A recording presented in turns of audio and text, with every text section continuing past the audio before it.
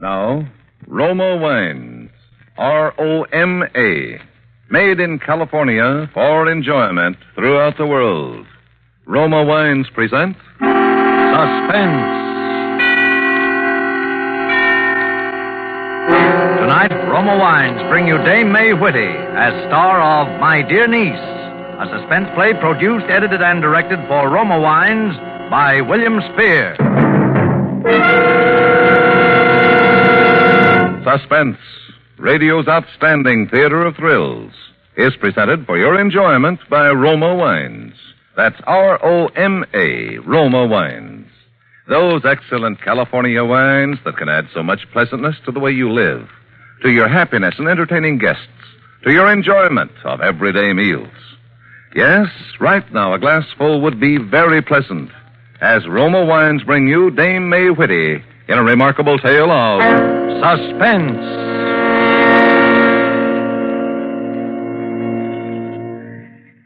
My dear niece, I'm writing you this letter in explanation of certain recent actions of mine, about which you're probably curious. As you know, since that day 4 years ago when your dear uncle died, may he rest in peace, I've been living a busy, if lonely, life. Fortunately, in a city as small as Hilton, one has many friends, but they in no way could make up for the loneliness I felt. As you recall, you were continually urging me to try to get some sort of a position. And so, finally, I took your advice and placed an advertisement in our local paper. It was 6 weeks ago, this next Friday, that I inserted the ad. I'm sure you must have chuckled when you read it.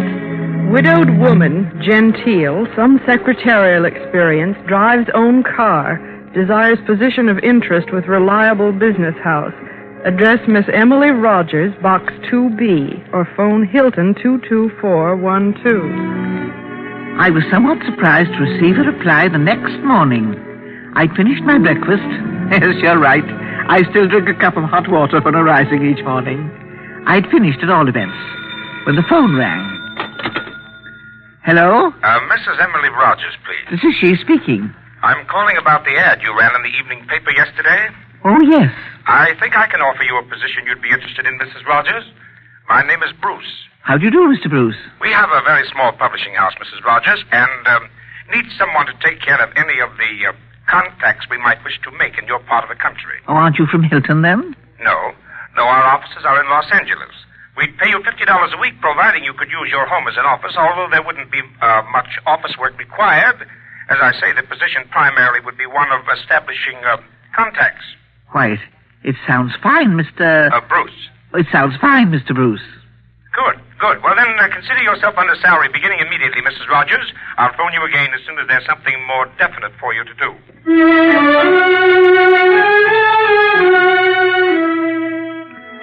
And that's how I got the job. I assumed naturally that I would immediately receive instructions from Mr. Bruce as to how I should go about establishing contacts. The first word I had after the telephone conversation was when the postman arrived the next Saturday with an envelope for me containing a check for $50. There was no return address on the envelope, and the check was a personal one bearing no company name. It was signed R.L. Bruce.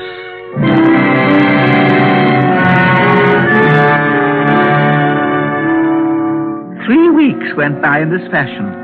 Each Saturday I would receive the $50 check in the mail, but always the envelope was without a return address, and the check was a personal check. All the envelopes were postmarked Los Angeles, but other than that I haven't the smallest clue as to the identity of the company by which I was employed. I've always believed that money is very precious, and as your uncle, may his soul rest in peace, used to say, no self-respecting person would accept it without doing a lick of work for it. I was dissatisfied with the arrangement.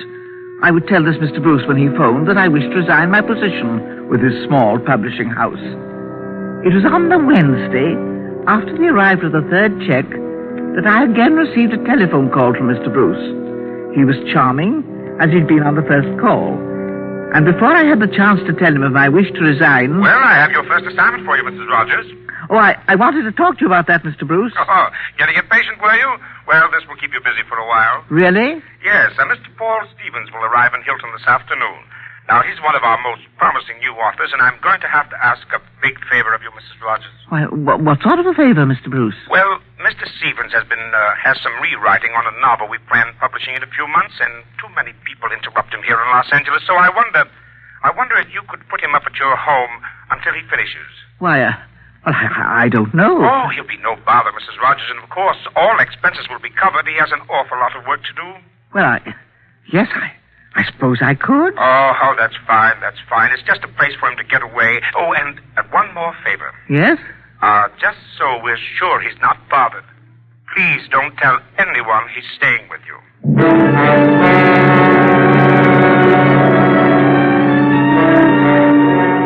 And that's all I knew of the job, my dear niece. Well, at last I'd be doing something for my pay, which to me was very important. I waited around the house all day, afraid to leave, even to do my shopping, for fear I'd miss the telephone call from Mr. Stevens. It was quite late in the afternoon, almost 5 o'clock, when the telephone rang. Hello? Mrs. Rogers? This is Mrs. Rogers. This is Paul Stevens, Mrs. Rogers. Oh, yes, Mr. Stevens. I've been expecting your call. Where are you? I'll come and pick you up. Oh, that's very kind of you. I'm at the corner... just a minute. The corner of Brookside and Sierra Madre. The corner of Brookside and Sierra Madre. Fine. I'll be driving a black Buick convertible, and the right fender's dented. A parking station attendant did it. Black Buick convertible. I'll be waiting. Bye. Goodbye, Mr. Stevens. Oh, Mr. Stevens. Oh, I remembered I hadn't asked Mr. Stevens what he looked like, so that I would be able to recognize him. Oh, but then I thought that Brookside and Sierra Madre is not a busy intersection, and that the chances of there being more than one stranger at the corner were slight. I left the house immediately and drove through town to where Brookside crosses Sierra Madre. The first nervousness I felt was when arriving at the corner, I found myself faced with this problem of identification. There were many cars and a rather large and excited crowd gathered at the corner. Now, stand back, everybody, please. Oh, hello there, Mrs. Rogers. Officer, what's happened? A hit-and-run accident a few minutes ago. Oh, how dreadful. Who was hit? A man about 35. No one I know. Was he badly hurt? He's dead. Oh, that's awful. Yeah. Oh, please, now back. Officer, I was supposed to meet someone, a gentleman here, a Mr. Paul Stevens. I don't suppose that this poor gentleman could be... Well, now, the ambulance will be here in a few minutes, Mrs. Rogers. I'll call you when we find out who it is, if you like. Would you? I'd be very grateful. I'll call you later. All right, now, please, kid, stand back, will you? Mrs. Rogers? Yes? I'm sorry to have kept you waiting. I'm Paul Stevens. Mr. Stevens. Oh, I'm so relieved. Well, of course. Please get in. The accident upset me. I was afraid for a minute it was you. No, it wasn't me. Won't you get in? Thank you. Have you had your dinner? Yes, thank you. I'd like to go to your house, if you don't mind. Well, of course, Mr. Stevens. It won't take long.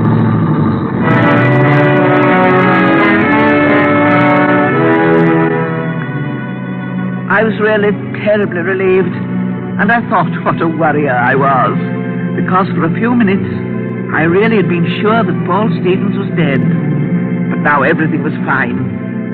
I tried making conversation with Mr. Stevens on the drive home, but he seemed tired and not inclined to talk. And so we drove quietly back through town and to my house.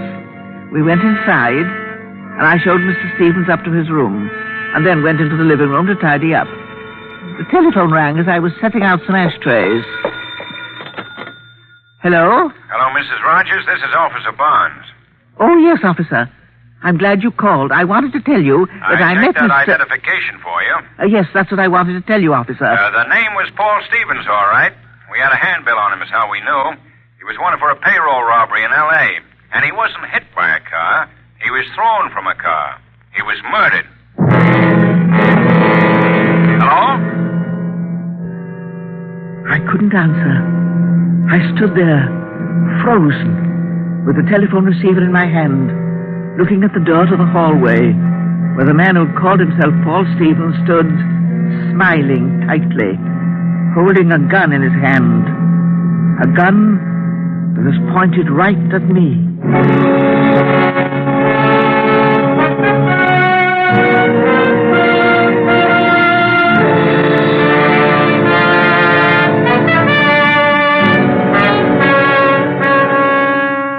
Suspense, Roma Wines are bringing you a star, Dame May Whitty, in My Dear Niece by Elliot Lewis. Roma Wines' presentation tonight in radio's outstanding theater of thrills, Suspense.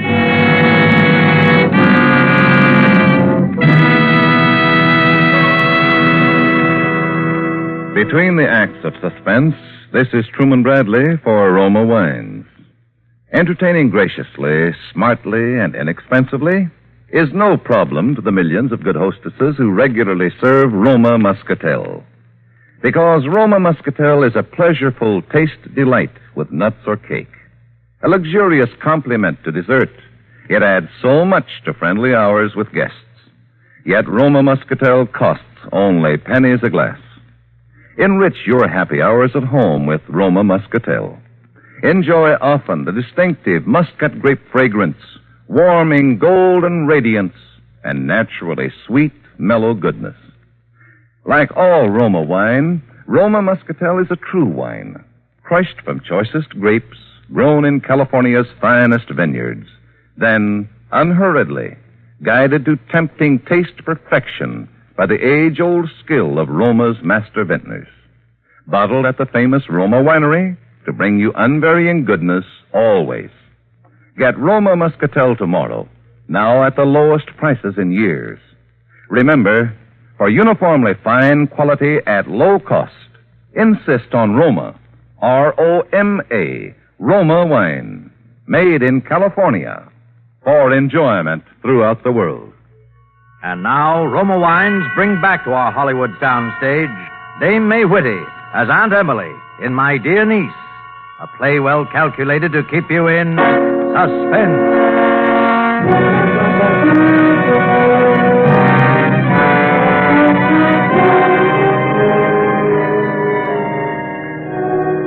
My mouth felt frozen, my throat dry. I stared fascinated down the barrel of the gun pointing at me. Mrs. Rogers? You there, Mrs. Rogers? Hello? Hello? Thank him and hang up. Hello, Mrs. Rogers. Are you all right? Yes. Yes. I'm all right, officer. I was... Thank him and hang up. I was... Thank you, officer.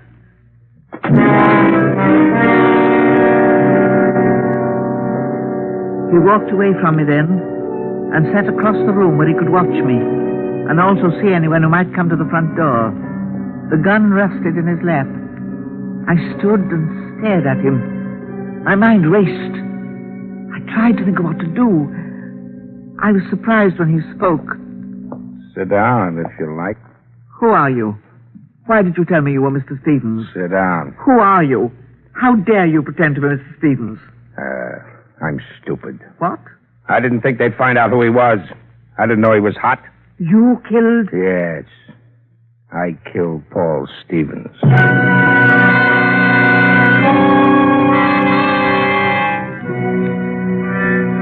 That's all he would say. I tried to find out who he was and why he'd chosen me and why he killed Mr. Stevens and what he was going to do next, but he wouldn't answer me. He wouldn't say anything. He looked over at me occasionally and smiled. It was beginning to get dark, and I got up to turn on the lights. What are you doing? It's dark. I thought I like it dark. My house doesn't look well in the dark. We'll be going out in a few minutes, Mrs. Rogers. Where are we going? Oh, we're going out for dinner, Mrs. Rogers. You're going to be my dinner guest. Why did the cop call you? How did you know he called me? The phone upstairs. I was expecting a call. Why did he call you? I thought you were dead. I thought Mr. Stevens was dead. All right. Get your face on, Mrs. Rogers. I have a very important engagement.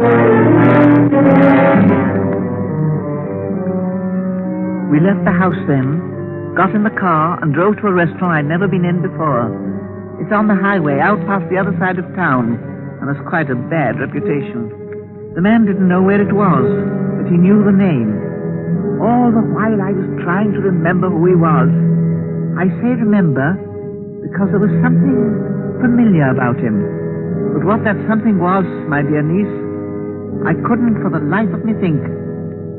An attendant took the car when we arrived at the roadhouse, and we went inside. We just sat down at a table when a small and very thin, dark-complexioned man slid into the seat next to the man who wasn't Mr. Stevens. What are you doing here? I had to come. It didn't work. They found out who he was. Why didn't you stay hidden? She knows I'm not Stevens. The cop told him. You could stay at her house anyway, couldn't you? You have to come out where people can pick you up. Take it easy, Al. Nuts easy. What's the matter with you? Mary figures out a foolproof way for you to get rid of a guy and hide out right under the cops' noses, and then you go and louse up the whole deal. It's not loused up. It will be if you don't get away quick. Maybe.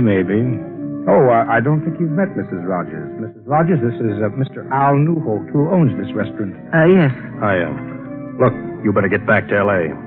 What good would it do? Have you got any contacts in that part of the country? Suddenly I knew. I knew who the man was, because as he talked to Al, I remembered that voice. We need someone to take care of any contacts we might wish to make in your part of the country. It was Mr. Bruce. The same Mr. Bruce who'd given me my job and sent me the checks, and who'd called me that morning and told me to expect Mr. Stevens that afternoon, and to put up Mr. Stevens at my home for a while. How did they find out? What? You said they found out who he was. How? It was hot. They had pictures and prints on him. I dumped them at the corner just before I met her. You're Mr. Bruce. He did that payroll job, then. What did you say? He's Mr. Bruce. Well, that's very good, Mrs. Rogers. How did you know? I just remembered your voice. It doesn't make any difference. You know too much about this anyway. Doesn't make any difference? You want me to take her with me, Al? I don't want her around here. Somebody might have seen her car drive in. They'd look. I think we'll go back to her house and start fresh. That way it'll be harder checking where she went. Whatever you do, do it now. The crowd starts coming for dinner soon, and someone will see you. Yeah, okay. Shall we leave now, Mrs. Rogers? Where are we going? We're going to your house, Mrs. Rogers. After that, I'm not sure. But I think I'll have to kill you.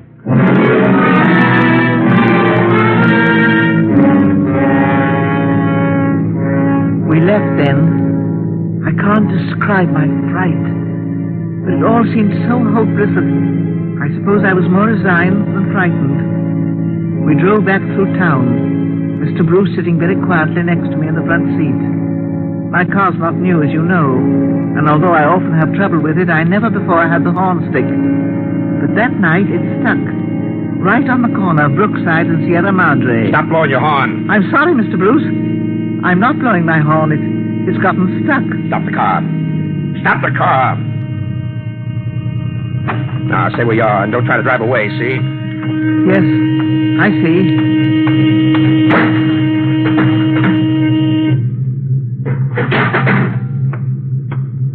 Okay. Let's get out of here. You got the horn fixed, Mrs. Rogers? Who's that? Evening, Mrs. Rogers. Tell him everything's all right. Want me to fix that horn for you? Mr. Mayor, no, thank you. It's all right. Oh, it'll only take me a second to fix it so you can use it. Never mind. Mr. Mayors, this is Mr. Paul Stevens. Oh, pleased to meet you. How are you? I see you pulled them wires to stop the horn. I usually take care of Mrs. Rogers' car myself. Makes me feel funny when something goes wrong with it. Oh, of course. I'll bring it in the morning, Mr. Mayors. Oh, no sense you're bothering Mrs. Rogers. I'll go along with you now if you like and take you home. Not safe driving without a horn. Oh, I think that's an excellent I idea. believe you said you wanted to show me the town this evening, Mrs. Rogers. Wouldn't you need the car? Well, I suppose... I was looking forward to the drive. You don't mind? No, of course. You'll pick the car up, though, in the morning, Mr. Mayors? I had promised Mr. Stevens I'd take him for a ride. Sure, of course. Thanks for your trouble, Mr. Mayor. Oh, glad to help. It is such a little town. We all know each other and like each other and like to help each other. That's so, Mrs. Rogers? Yes. Well, good night, Mrs. Rogers.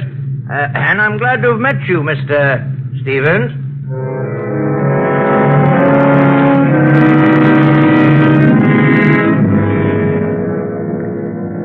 The rest of the drive was uneventful.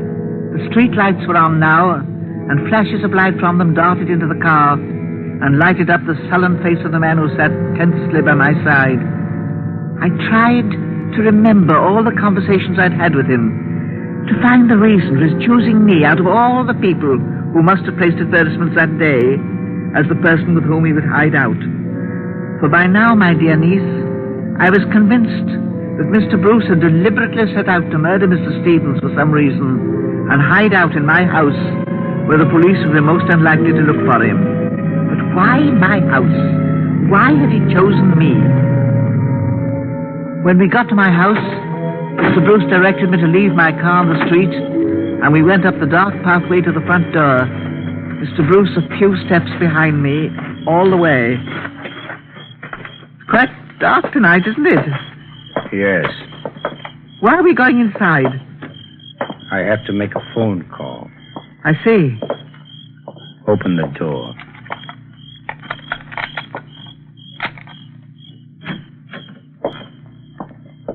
Douse that light. Pardon me? Turn off the light. Oh, sorry. Now, pull the blinds down on that window. Yes.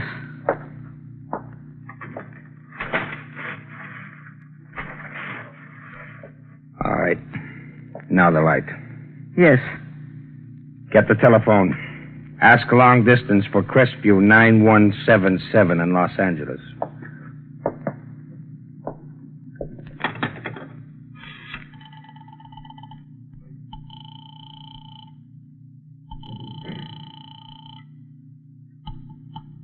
Operator. I'd like long distance, please. Crestview 9177 in Los Angeles. Crestview 9177. One moment, please. Los Angeles. Hilton calling Crestview 9177. Crestview 9177. One moment, please.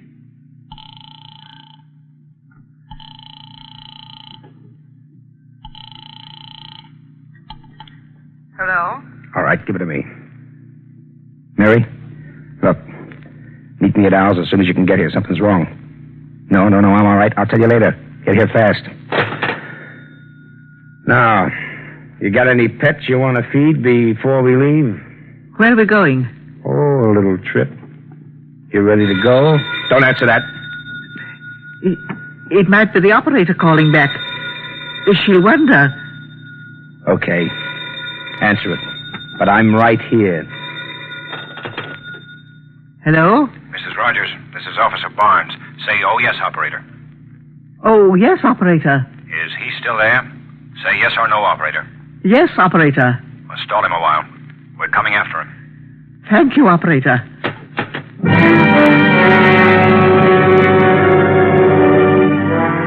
Dear Mr. Mayers, he'd understood me, and he told the police, and they were going to save me. Well, you just can't imagine.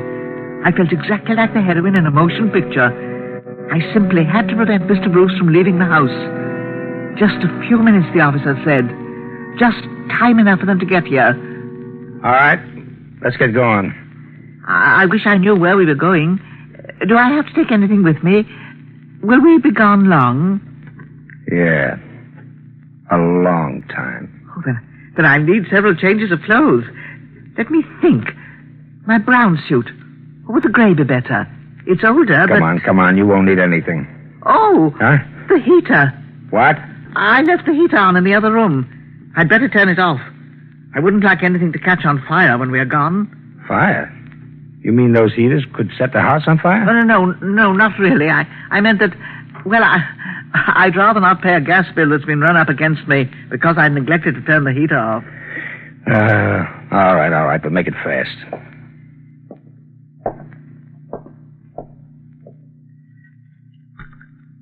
Well? Come on, what's the trouble? Oh, this thing always sticks. I never can fix it. I remember it did it last fall. I was just starting off to meet my niece, Mary. And... Here, let me do it. There. Thank you. Now I feel better about it. Sure there must be something I've forgotten. Now let me think. Come on. Now you ready? Yes. I'm ready.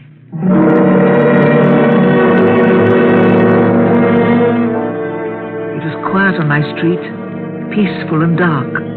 All the neighbors' lights were out, except for the Gaineses across the way. One light was on upstairs in the back of their house. It threw a diffused pattern diagonally across the pavement, and I thought for a minute that I saw a figure move suddenly toward us.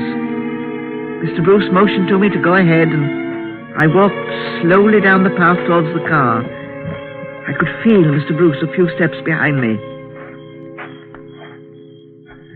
Suddenly, it happened. Hold him high, Bruce. What? Get down, Mrs. Rogers. What? Oh, there you are.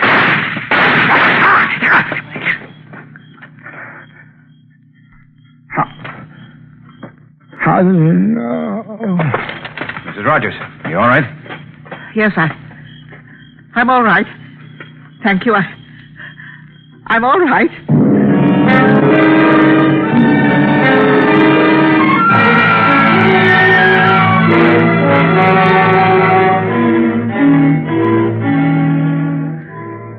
And there it is, Mary, the explanation I promised you. I felt as your aunt that I should tell you how you happened to be in the penitentiary. When Mr. Al in the roadhouse first mentioned your name, I was suspicious. But not until Mr. Bruce made the phone call to you did I begin to piece the story together. You had suggested the advertisement. Your husband answered it and employed me. If only you'd told me, my dear, that you'd gotten married when you were in Los Angeles. After all, I'm your only living relative, and I could have come to your wedding. Then this whole thing wouldn't have happened, would it, dear? Because I would have known Mr. Bruce all the time. Let me know after the trial what your new address is to be, and I'll continue writing. As always, Aunt Emily.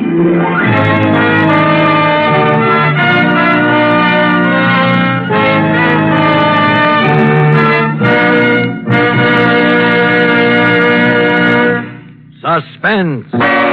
Presented by Roma Wines. R-O-M-A. Made in California for enjoyment throughout the world. Before we hear again from Dame May Whitty, the star of My Dear Niece, tonight's suspense play, this is Truman Bradley for Roma Wines. Here's a hospitality tip on how to flatter your guests when entertaining.